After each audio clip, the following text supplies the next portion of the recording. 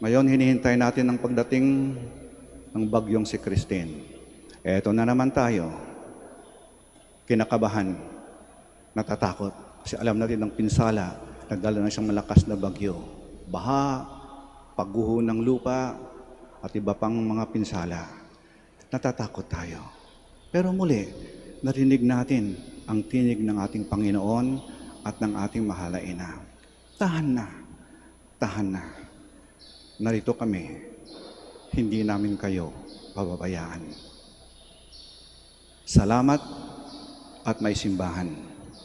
Salamat at may tahanan tayong matatakbuhan. Salamat, pagpasok nating simbahan, naroon ng Panginoon, naroon ng ating mahal na ina. At ang kanilang yakap, ang kanilang tinig, narinig natin. Huwag kang matakot, narito kami.